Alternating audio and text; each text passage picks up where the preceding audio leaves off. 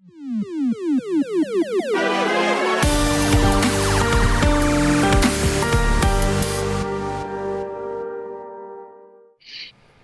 everyone, welcome to Respawn Aimfire special side quest BARF episode for Katana Zero. BARF again stands for Backlog Accomplishment with Respawn and Friends. I'm one of your hosts, Chad Michael Innes. We have with me here for his final BARF as a regular co-host, Holden Chili Powder DePardo. How are you, Holden? Chili powder is really good, so I'll take it. I like chili powder. It's good in some circumstances. If you're Also, looking for contact solution, not a good idea. No.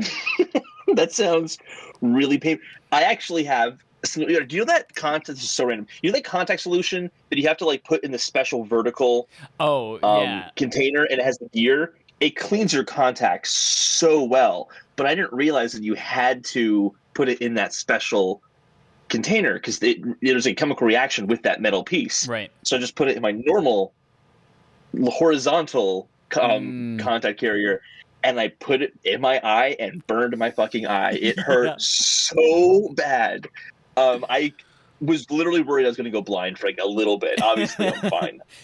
They also tell you that blind, like, you have to wait 8 hours. Like you can't put them in there, fall asleep for 5 hours, and come back, like wake up early the next day and put them back in. You have to wait for that whole 8 hours. Yeah, but they are unbelievably clean when you do that. They feel brand new every time. It's nuts. I just put mine in the dishwasher. I'm just picturing you with like your head in the dishwasher trying to find a little transparent circle stuck to the inside somewhere. No, you put it in the silverware thing. So it doesn't go flying all over the place. I have very big eyes and I have large lenses. They have like the silverware thing, but they have like two small little caps you can twist off to put contacts in there. Yep. Yeah, it's the future. We are talking about Katana Zero today. This was our game that you all over at patreon.com/respawnaimfire voted for us to play. It is a shorter game this month so that we had the opportunity to take a little bit of a break after Red Dead Redemption 2 and Final Fantasy IX, which were both very, very long games. So it was a breath of fresh air to have something that was like accomplishable within a couple of sittings, which was really nice. Here are a couple fun facts about Katana Zero before we talk about our impressions of it. It's a game that was released in 2019 on Microsoft Windows, Mac OS, and Nintendo Switch, and then came to Xbox One on October 15th, 2020. There is free DLC planned, quote-unquote, for 2021, although I don't know if we've heard anything about it recently or 2021. I'm going to look it up. I don't know why I have this month in mind. I don't know why. Oh. But I do. I'm probably wrong. I feel like that would have been listed on the Wikipedia page that I'm reading all of this from, but I don't see That's fair, yeah. It is a game developed...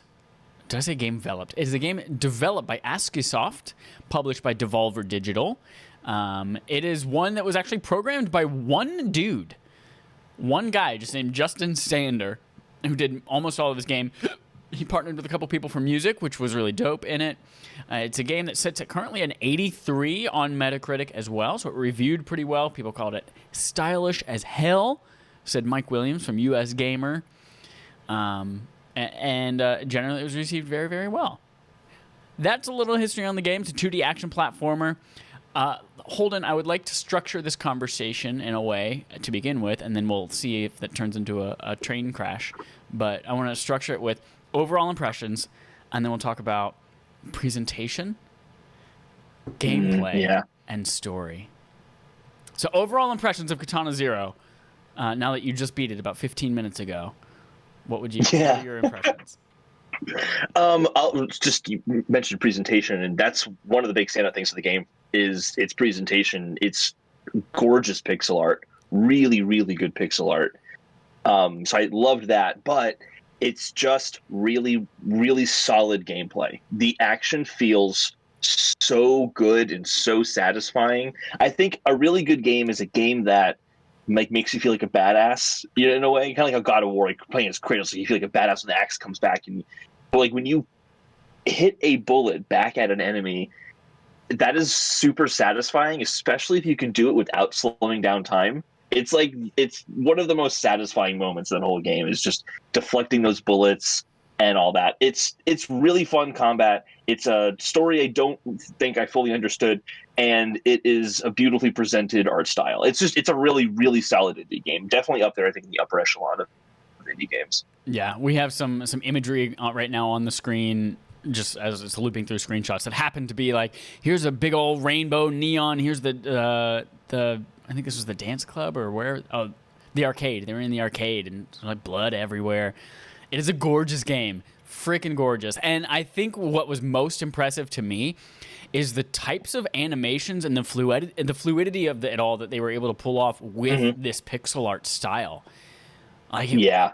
The subtlety with which you'd see some of these like little bits of hair floating, or your cape in the wind, or the blood spatter everywhere is like, the fact that they were able to pull that off with pixel art was fascinating. It was amazing. I agree with you. The presentation of it all was the most.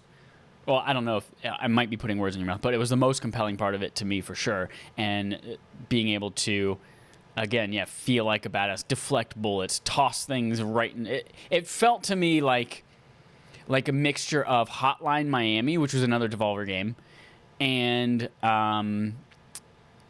Celeste, and that it was like, yeah. It's got that immediate, like, you die, you immediately start back over at a checkpoint that's pretty close by, and it's just like about, all right, let me try this over and over again. Let me try this new technique or this new thing that I was just taught a second ago from a game mechanic, and so it was a little bit of that back and forth throughout the whole game. So I really enjoyed it. I liked all of the individual parts. I will say that I don't know if I care to play more of it, which is a weird thing to say. Like, I like all the pieces, but then as a whole, I'm just like, I wasn't super high on it. And at the end of the game, I was just like, oh, that was cool. I'm glad I played it, but I don't know if I want more. That's. Do you think it's a because you just finished it kind of thing, or is it like maybe when the DLC comes out, you'd be like, maybe I will check it out, or are you kind of like, no, there's a singular experience, I did it, it's over? I think it just might be the type of game, maybe. Like, those are it's all small rooms. It's a little bit of a puzzle to figure out how you're going to kill everyone in the room to progress to the next room. So it's a little puzzly. And those types of things, like even Hotline Miami, they only really hook me for like 30 minutes to an hour before I start to get tired of it. And even this even, like, it got more challenging throughout it, which only you know how I feel about puzzles. If they get more challenging, then I get frustrated. But it got more challenging, which kind of kept the gameplay a little bit more interesting, but there wasn't enough evolution in mechanics, I think, for me to keep me hooked. I'm like, I feel like I've seen all I need to see from Katana Zero gameplay. And as you mentioned, I only caught maybe about 60% of the story too, so I feel like that's not compelling me to go forward with it even more. And but I think, I don't know. I do really like the game, but I don't know if I want to play any more of it. Yeah, and it's definitely, it's very intense. Even though it's like a 2D, side-scrolling game, it is very intense, and it can be hard to keep intensity going for like a 6-hour gaming session. Like, that's kind of hard to do. There's not a lot of breaks in the game. It's basically like short little cutscene moment, on to killing some dudes, and it's just that you die, you're back in immediately. There's very little pauses. There's very few pauses. Yeah. Speaking of the pauses, so pauses totally are often text-based. Let's move and talk a little bit about this. Like, half the game is combat, half the game is like almost a choose-your-own-adventure text thing.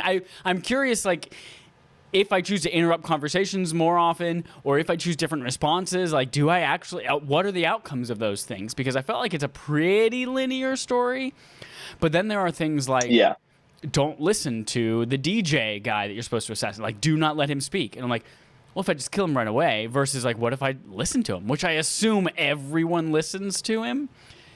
But like, what if you don't? And then you just don't get that little clue of the story. And then how does that motivate your character less or more in any given direction? So the only thing that I know for sure that like the game itself two things. There's one point I know for sure the game itself changes because you get an optional boss, which I didn't know about until about an hour ago. But there's a point where, like, if you keep making your psychiatrist really frustrated and you like cut him off, or you do whatever's in red all the time and then you just say fuck you occasionally, like throughout the game, eventually he turns into this enormous, disgusting looking boss with eyeballs everywhere and humans like trying to crawl out of his skin and shit. Wait, really? Yeah. Yeah. If you get a I cut chance. him off all the time. I never finished a conversation with him. I literally would just mash the button to like say "fuck you," give me my Chronos. Like That's so I never fascinating saw because it. I feel like that's where I got all the story from, was just by listening to him and asking him questions. And that might be why you didn't quite catch a lot of the story, but I still didn't Yeah, feel yeah. like I got all of it. But yeah, so if you apparently piss him off all the time and make him like really angry, then eventually he'll turn. And I watched like the 5-minute video of the entire boss battle, and it's a really fucking cool boss battle. Is it an optional final boss battle?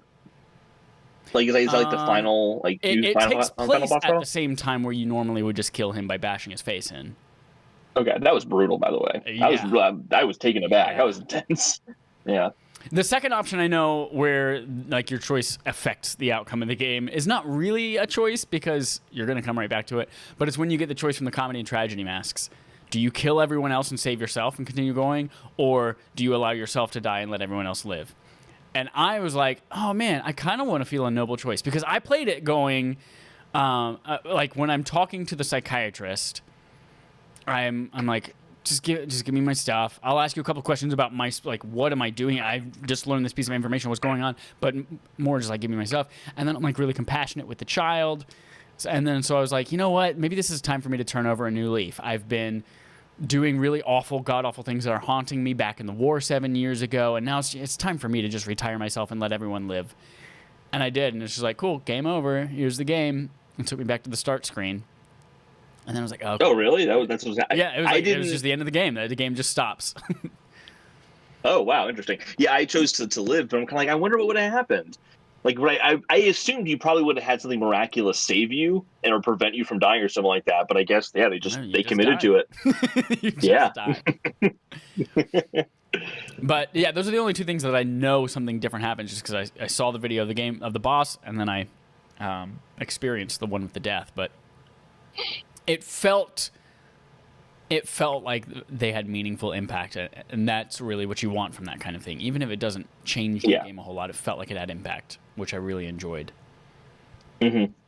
I took the be a complete asshole approach. I cut off everyone in conversations. I even the little girl at the beginning, I would like try to like be dismissive and like push her away.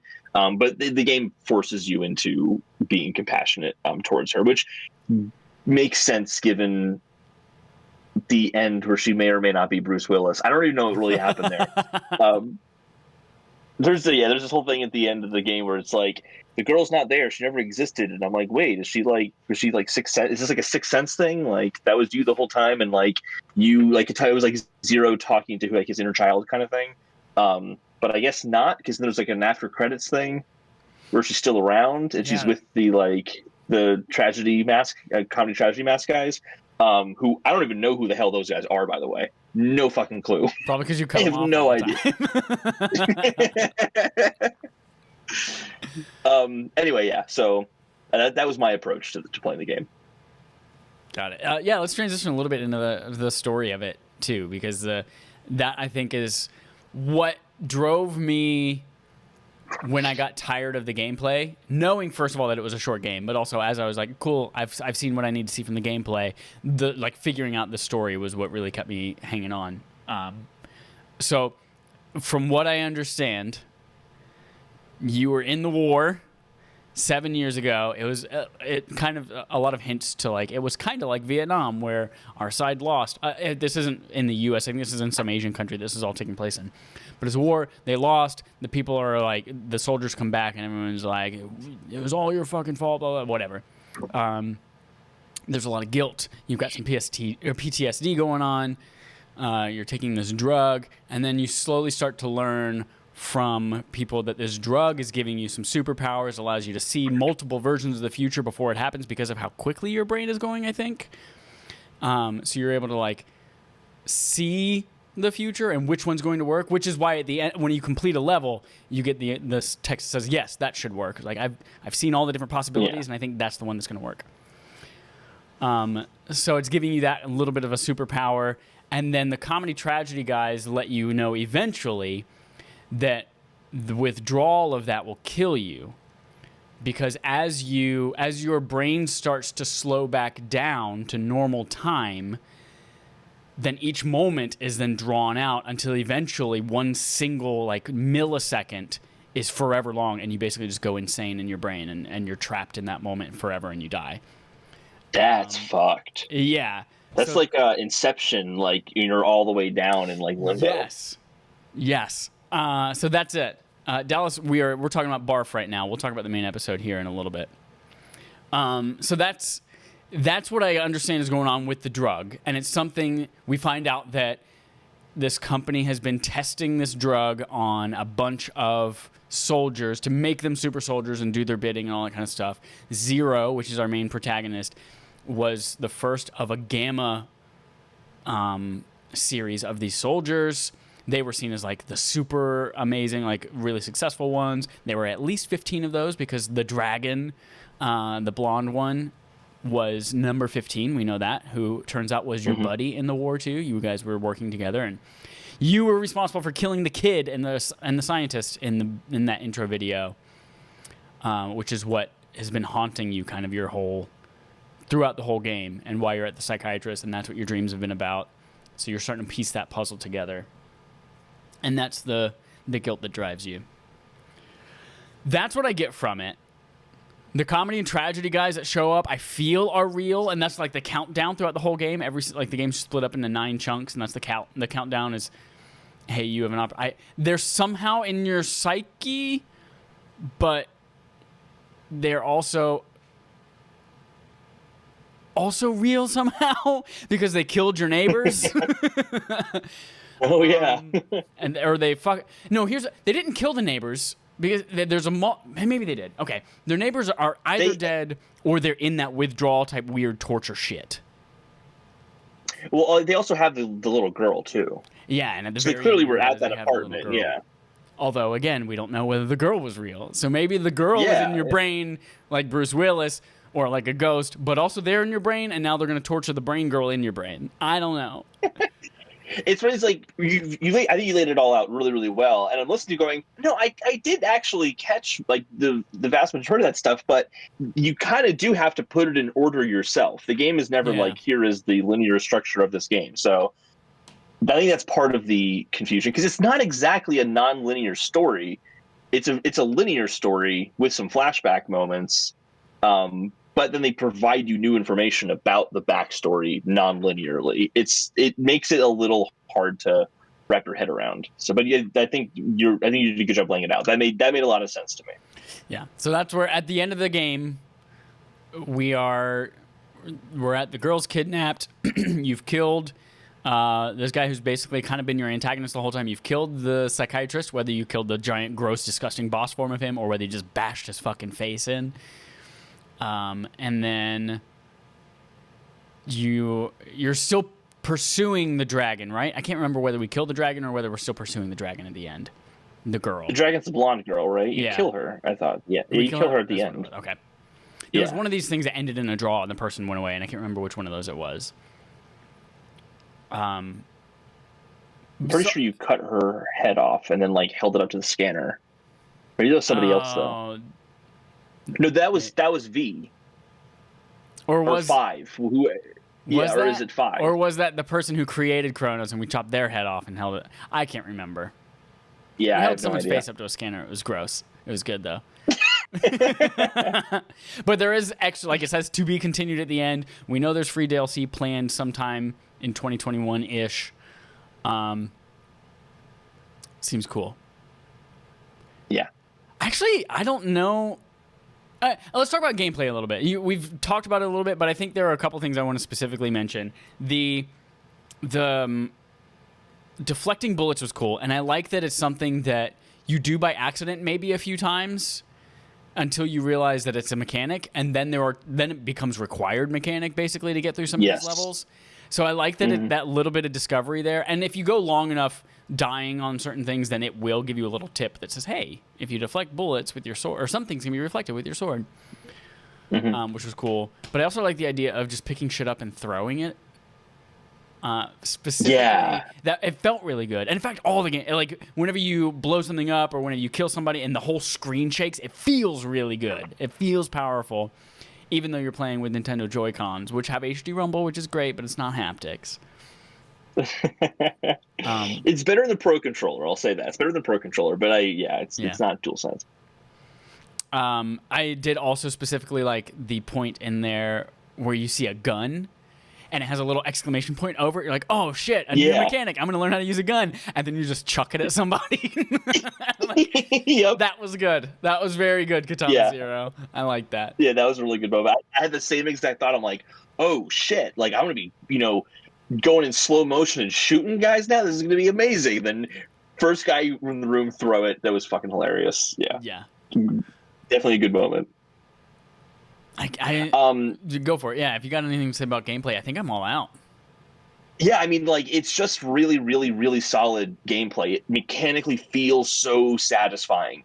Like, there's something about, and I don't know how they do it. I want to watch this, like, in slow motion, like super slow motion, to kind of break down, like, what's happening on the screen. Because when you kill someone, it feels like it happens instantly. Yeah. And it's super fast. You're kind of like, did it happen? And sometimes you'll kind of get into a big, like, altercation with 3 different guys, and it's like, oh, I did kill them all. Like, it's just because things happen so fast. And you could say, I think maybe someone could say it's a fault. I don't think it's a fault. I think it made the combat, it kept me constantly engaged, I think is the way of looking at it. And it's just, they take these like small things that could have been boring and then turn them into something really fun, which is breaking down a door so that you can like cut someone through the door. So you're like timing, like, I'm going to wait because I see him coming up. And it's just to have that awesome moment. It is probably one of the most satisfying 2D action games that I've played in terms of just mechanically, like how good it feels. And it also started to become like a fun little challenge for me too, to try not to use the slow-mo and see like what I could do, like just going through, like deflecting bullets back and that kind of stuff. Because then it gets really, really satisfying because you start to learn the rhythm of the level because you've done it so many times now. And it's just really cool. Like, it is something that you can see it and say, oh, the visual looks really cool, but it really does just feel great to play. I honestly forgot about the slow-mo until you need, like, you could not do it without it, which was, for me, I think it was when you got to the bunker part, like when you have to go all the way down and you're doing the challenge. You're like going the elevators down? Yeah. That's where I felt like it was impossible to do it without the slow-mo. And I had completely forgotten the slow-mo was a thing throughout the whole game. And there were many, like, probably like 45 minutes of my life has been devoted to just like, it could have been much, much easier if I had used slow-mo and remembered that existed. Otherwise, it's just instant resets over and over and over. Open the door, dead. Open the door, dead. Open the door, dead. And it's like, just fucking use slow-mo. I got through it. I do have one minor gripe. I want to make an odd comparison, but I want to share a gripe I have with Angry Birds and say how that's the same gripe that I have with it. And it's a really, really odd comparison. But so you're playing Angry Birds. It's like this like physics-based game. And you have the little bird, you do this little slingshot thing, and it launches. And I feel like, I swear to God, I'll do the same type of bird at the same exact angle, but then something very different will happen. And it doesn't have like a consistent set of physics to it. And I don't think I think Angry Birds is a bigger problem than Angry Birds. In this, I found sometimes a method I would try would work, but then when I tried it again, it wouldn't work. Like, I didn't get that enemy's attention, so I didn't get him to come over that way so I could slice them. Like, that happened occasionally. It never ruined the experience because you're in and out so fast if you do die. There is a point you got to know, especially when you play as 15 and you have that like holding down A to like jump through and slice through guys. There were points where I felt like I couldn't have done the same thing over and over again. Like, I'm not sure what the solution was to each of those areas. I just happened to make it through. Maybe that's because they introduced a new mechanic and I wasn't familiar with it, but it did happen occasionally. But by no means did that like ruin the experience. Yeah. I think the first place where I noticed that, and it really like put a damper on my experience with it, it was a room where you enter it. There's a little platform up above, and there are 2 guns facing opposite directions, and there are 2 guys walking back and forth up there. There's some guys down below, and there's a camera, and the camera closes the door at the other end, but then there are other people on the other side of it. And it's just like sometimes the guys upstairs would hear you and like run through the door down, and sometimes they wouldn't. And sometimes you would jump up a little bit to get out of the camera, and the gun would notice you and shoot you. Sometimes the gun wouldn't notice you and shoot you. And it turns out like that's what you had to do. And so yeah, that's where it started to be for me super frustrating. It was like, oh, it's not consistent exactly every single time what's going to happen if I do the same exact things over and over. Yeah. It does, on a positive end of that, like the silver lining to that, though, is that it does make moments feel spontaneous sometimes, which is exciting. So it's not like a bad thing. It's just something I kind of noticed. But yeah, I had the same exact thing. I know exactly the room you're talking about. Because even like the barrels up there that you can use to explode if you have nothing to explode them with. Yeah. So I was kind of thinking I was missing something there. That was still I think it was in the bunker. And that was still a good set of levels, though. The other thing is sometimes I'll walk into a room and there's a guy off screen I can't see who sees me and shoots me.